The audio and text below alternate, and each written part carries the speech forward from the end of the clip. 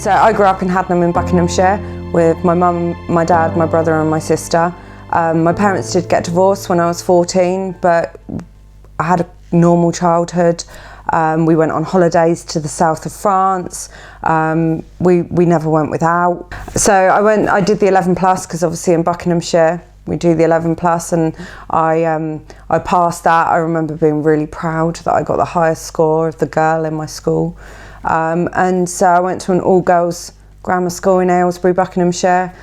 I think when I arrived, it was a bit of a shock to the system because I'd always been used to being the brightest girl in my class.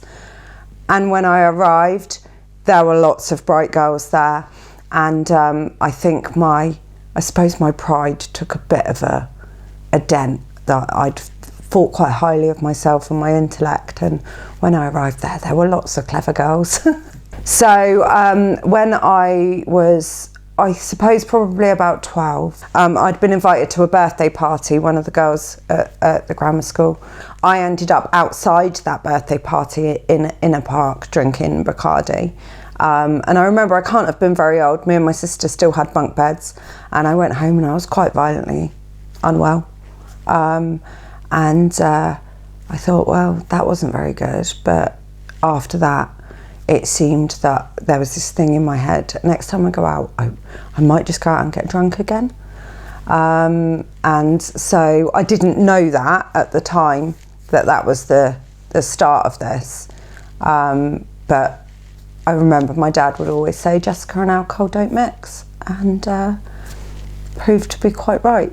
My aspiration was that I wanted to be a surgeon in the army. And so my mum signed me up for Army Cadets, thinking, because I'd already started to go a little bit wayward. And so my mum thought, I'll send her to Army Cadets, that'll straighten her out. And my parents had almost tried that with karate as well. So I was already smoking cigarettes by this age. I'd tried weed, and some of the Army Cadet boys had introduced me to weed at like parties and things like that. And that's when like cocaine started coming in as well. I then got a boyfriend who was of similar age to me but went to a different school in Aylesbury, who had older friends, and we would go to parties. So by the age of 14, 15, I was hanging around with 18, 19-year-olds, going to parties and doing drugs. I suppose it gave me like this sense of belonging, like I was part of this group of people and we were all doing the same things. We were all going out to parties or taking ecstasy in fields and roaming around Aylesbury, taking drugs, and it made me feel part of. And I suppose because I never felt like I really fitted in at the girls' grammar school, I don't know what it was. There was something within me that just wanted to rebel. And when I found drugs and alcohol, it was like, yeah, I'm really cool now. I thought I was really cool, and I was part of the cool kids. I saw these people with their Nike trainers and their tracksuits, and I thought, you're really cool. So I remember being in a back garden in a teepee in Aylesbury, and one of the lads came back and he was like, I've got a black box out of the car. And I was like, oh, cool. Didn't want to be like, I don't even know what that is. I don't know why you've done that. And he was like, come on then, you come in. I was like, okay. Like, didn't even know why he had this black box out of this car. And obviously, I now know it was because he'd just stolen the car. And so we were going to go drive the car around the fields in Aylesbury. And so that's what we did. And then we set alight to this car. But what I do remember is that when they weren't looking, I went off and hid in the bush and rang the fire brigade, because I was worried that this car was going to set alight to someone's house. There was this just battle, knowing what I was doing was wrong, but feeling absolutely like I could not stop doing it. Yeah, I remember then hearing the fire engine, they were like, there's sirens. I was like, oh, is there? So every time that I would be involved in criminal behaviour, the first time that I did it, I'd get a real good adrenaline rush. But then that would go the second time that I did that same crime, and so the crimes would escalate, and so it went from stealing cars. We used to go into restaurants, get a meal and leave, and I did that multiple times with groups of people. We did get caught for doing that. Many people say, well, you know, what can we do to teach a lesson to someone like that so they'll wake up and they'll take responsibility? Nothing. Nothing. There is nothing that another human being can do to stop someone drinking and using. There's nothing. Yeah, so I started going into drug services when I was a teenager. First of all, the courts ordered me to go there. I remember sitting in a room looking around at people that were using crack and heroin and thinking, I'm never going to be like that. That's never going to be me. And I remember sitting there and saying, I'm a binge drinker. I would introduce myself as a binge drinker, and I do really bad things when I binge drink, and I just want to be able to drink in moderation. And that was my sole aim, because at 15, 16, 17 years old, you don't think, I can never drink again. You just think, I need to be able to control my drinking. So what drug services would do is I would go in there, I would have all this intention of going in there and sticking to it and going to the groups. And I would go to the groups for maybe a week or so. Often I would meet other people to use with at drug services. I would use drugs at drug services in the toilets, and I would sit in groups and lie about how much I was using. I'm not saying drug services don't work. They do work for some people. In my belief, there is a certain type of drug addict and a certain type of alcoholic that at some point drug services aren't going to work for them. We don't know why. There are people that are drinking and using heavily, and they can go to drug services and implement CBT and implement different types of therapy, and that can work for them. However, when I went there, I wasn't willing to be honest. I wasn't willing to admit the extent of my drinking and using, and I think I'd probably passed the point where they could even help me. I remember being in crisis once, and I don't know the exact reason why I was in hospital, but I remember seeing the crisis team in a side room of the Stoke Mandeville Hospital. And then two people came in afterwards with a list of meetings. And I know today that they were probably members of a 12-step fellowship when I was a teenager, were coming in. And I now know that 12-step fellowships, you know, are for people that are like alcoholics and addicts. They're not for like people that are drinking a little bit heavily. They're for people. And at teenage times, there must have been a nurse on the ward that rung them and said, we've got a girl in here with some serious issues. Now, you came up with a plan to resolve all this. What was your great idea? The plan was, if I have a child, it will sort my life out. And that did not go to plan. It did not go to plan at all. I thought that even though all this other human aid around me wasn't working, that if I had a child, that was definitely going to sort me out. Why wouldn't it? You know, and it didn't. And when he was born, I took quite a heavy overdose. I ended up comatised in Stoke Mandeville Hospital. I've frequented there quite regularly. And I got put into a mother and baby unit because I didn't really have an address. I'd kind of blagged it a little bit at the hospitals when he was born, that I was living at his dad's, but by this time that relationship had broken down. I didn't really have anywhere to go. I took a huge overdose because someone wouldn't come out to give me drugs. And so I took a huge overdose. I was in hospital for maybe a week. And they said, you've got to go to a mother and baby unit with your son, using drugs the entire time that I was there. And I got caught once. They found some drug paraphernalia in my drawer, and I said, oh, I slipped up. And they said, okay, don't let it happen again. Do you need any support? And I was like, no, I'm fine. Whilst using consistently. So your son went into your mum's care? Yeah, so I rang my mum one day and I said, Mum, I'm not looking after him right. I need you to come and get him. And I'm in this mother and baby unit and I'm in my room and there's an office probably, it's just around the corridor. She said, well, you need to go and speak to them in the office. I said, I can't. I said, please, can you drive here? So I got my mum to drive from where she lived, about 25 minutes away, to come to the mother and baby unit to go and tell them in the office, because I couldn't leave my room.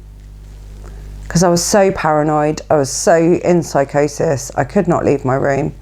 And I said, you need to go and tell them that you're taking him. And she did. Yeah. And yeah. Now, tell us how you came to find yourself in Glasgow. Glasgow is going to be the answer to all your problems, but what actually happened? Met someone who was from Scotland. I was in a dry house in Liverpool, and I decided I'm going to go to Glasgow with him, to a place called Cardonald, and it was in they call them schemes, which is like our housing estate, and it was in a high-rise. It's very different in Glasgow to Hadnam. I'd created this character of who I needed to be to survive in addiction, and so I saw it as I'm in Glasgow. I'm going to go to Glasgow to escape drug addiction. that was my great idea.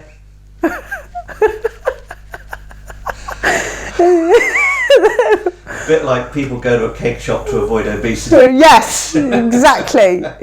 My best thinking was, I know where I'm going to get clean. Glasgow. There's a street called Argyle Street in Glasgow. If you go down there, you will see the problem of drug addiction.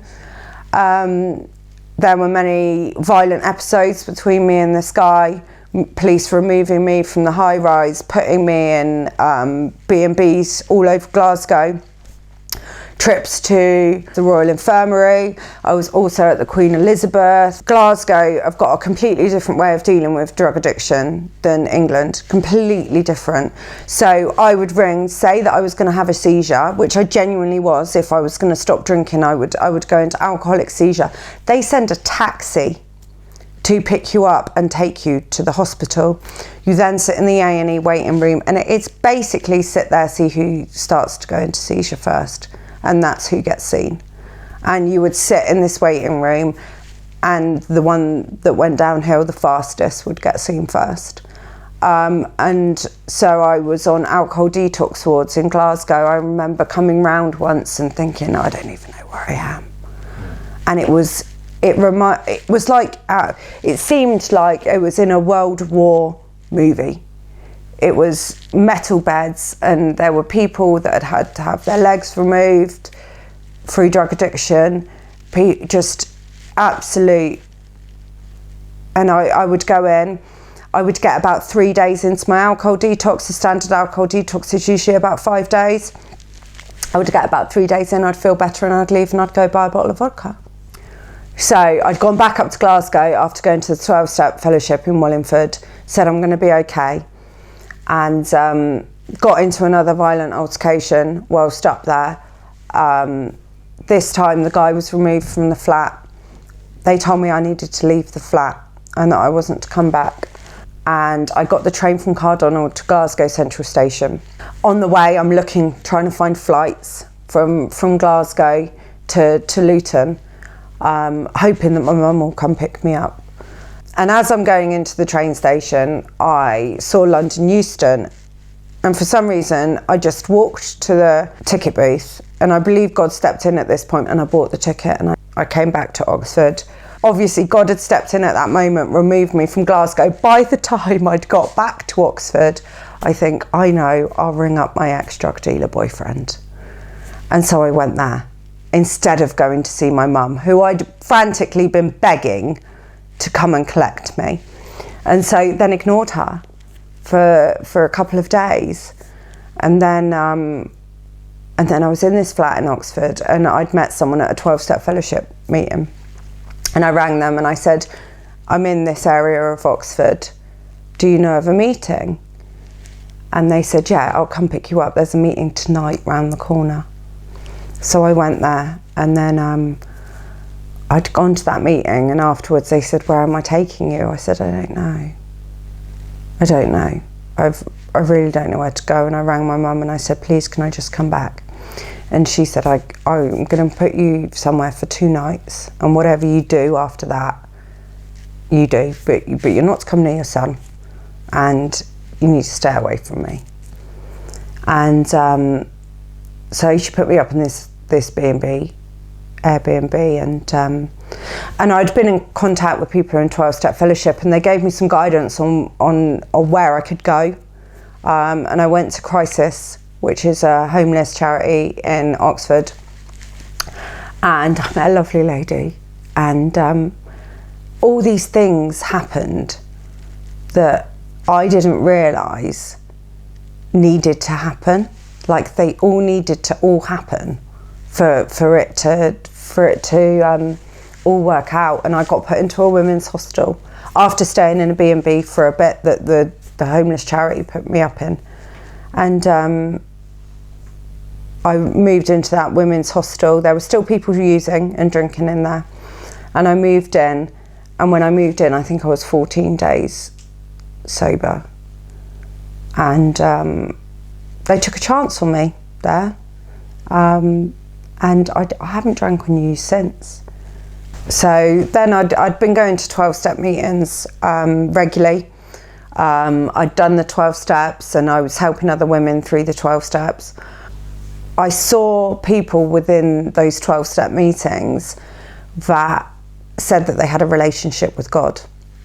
And there was something different about those people. So who first invited you to church? Bob invited me to church. He invited me, and I remember actually we were going to a CA district meeting, and he said, but I'm going to church first, basically, was his words. I'm going to church first. So if you want a lift, do you want to come to church? And so we went to a church in Oxford. It was a huge church. No one really approached me. No one came over and tried to get to know me or anything like that. And then Bob said to me, there's a church in Didcot, should we go and try there? And so we come to Easter Sunday 2023, and I'm preaching on Easter Sunday, and you and Bob turn up. What on earth did you make of us? Do you want me to tell the truth? Yeah, go on. Thought you were all bonkers. I thought, well, this isn't all showy-offy. I felt like I could go in there in a pair of jeans and trainers and a jumper, and that I didn't have to pretend to be posh or anything, and that no one was looking down on me. And I remember a little French lady bouncing over to me and inviting me for lunch almost immediately, and I'm thinking, this is a bit odd, because people don't invite me to their houses.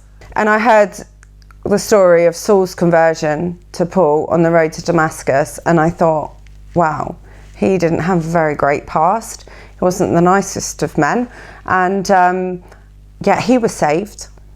And he went on to be one of Christ's greatest apostles. I've actually just finished reading all his letters. Yeah, so me and Bob got engaged at the top of Snowdon.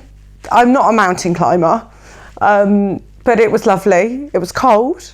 That Sunday we decided we were going to go to church. I remember you saying, congratulating us on our engagement. I just wanted the ground to swallow me up. I thought, oh, this is, because I wasn't used to, I now know that, we like to lift one another up. Because I'm from a background where, you steal from one another, not lift each other up and encourage each other. Then you suggested that we go on a seeker's course. I think I'd said to you I'd like to do Alpha or something like that, or Christianity Explored, and you suggested Jesus and You. Watching the Jesus and You videos and being able to understand what the way in which the gospel was explained, and it was put in everyday language that I could understand and things that I could relate to. There was one time where he was talking about wanting to kick a vending machine, and I could relate to that. So it made the gospel accessible.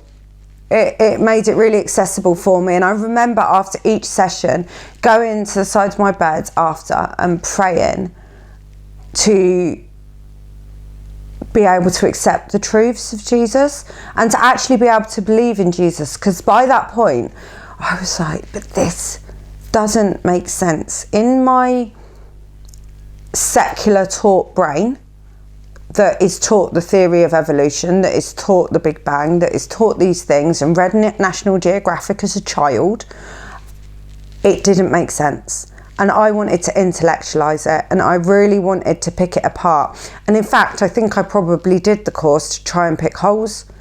You had a problem accepting the miracles. What particular miracles that you struggled to accept? Yeah, so Jesus turning water into wine. I looked up to see if you could scientifically do that. You can't. So I was praying for God to give me faith, because I desperately wanted this relationship with Jesus that I saw in other people, but I just didn't know how to get it. So I had to ask for God's help with that. And one day I just believed. It sounds... I wish that I had more of an explanation to give you than that. But literally, one day I woke up, can't really pinpoint when that happened, but all of a sudden I didn't believe anything else. I believed it was true. Did the girl who was stuck in a flat in a tower block in Glasgow ever imagine that she would be falling in love with a good man in recovery, becoming a Christian, getting baptised and getting married? No, Jim. No, I did not. So tell us what happened. Well, I think God just decided, didn't he? Yeah. I'd like to give all, say that I had any say in it. No, you didn't. But I didn't. No.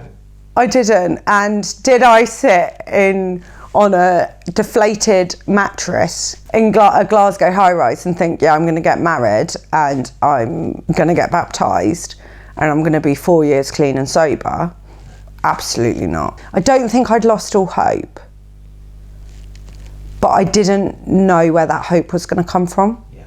I didn't know who was going to give me that hope. I didn't know that the relationship with Jesus was my way out, and the only way. You now have your son back. Yes. Did you say that? Yeah. Can your son comprehend what's happened to Mum? He doesn't really understand. He does, because he won't remember. He doesn't really understand. Although he did go into school the other day and explain to all his teachers that we were having chocolate cake in the shape of a 6 because Daddy hadn't drank alcohol in 6 years. Good. So, yeah. They said, oh, what's it? Why has he got a 6 years cake? And he said, because he's not drank alcohol in 6 years. And he looked as if I was going to say, oh, you shouldn't have said that. And I said, oh, that's nice. That's nice, you know, because I don't want him to feel any shame or any, you know, because of, you know, he might do at some stage. I'm sure he will. And there's a lot of questions that I'm going to have to answer to him over time. Yeah. But yeah, you know, he's got his mum back. Well, he's got a mum that he probably wouldn't have ever had, because he went to my mum's when he was about 7 or 8 months old. Yeah. So, yeah, if it wasn't for my mum, I don't know where I'd be. So I'm very grateful to her as well. The people watching this video, what happens if someone comes into their church for the first time from a background of addiction? Maybe they're still using, maybe they're still getting drunk, or maybe they've just got clean but they want to find out who God is. What would you say to someone in that church about, you know, a person, how they should treat a person like that? They need love, but they also need tough love. That telling them it's all going to be okay is probably not the right thing to do. I would say that for me, the 12 steps really helped me unpack all the things that had gone on for me in my addiction. And for me, that is best done with another person that's been through addiction.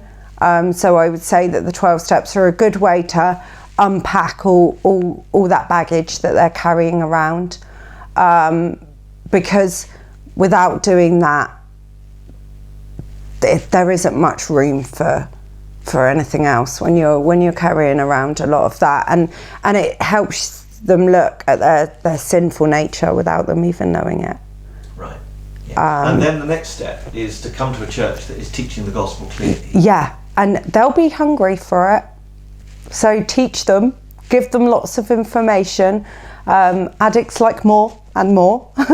And every addict I know that has come to faith in Jesus, something happens and they are very, very hungry for it. So I would say give them love and just treat them like you would any other church member. They're not special and they're not different. Just treat them the same as you would anyone else, because they don't want to be different. They want to be treated the same. As they don't want special treatment. I didn't want special treatment. I just wanted to feel like I belonged, and I think that if I had been treated differently to anyone else in the church, I wouldn't have felt part of. And I wasn't. I was invited round people's houses, which, as I said, was really weird for me. It was really weird, you know. It was one step when a addict in recovery that had a home invited me round, but then when a normal person invited me round for dinner, it just blew my mind. So kindness, but telling the truth that actually you're lost and you're broken and you're a sinner, and that if you carry on down that path, you're probably going to drink and use again. That's the reality, you know. And I know today that if I keep close to God and allow God to keep changing my heart and softening me, you know, I stand a chance at staying clean and sober. But if I don't do that, the reality is that I don't know what would happen.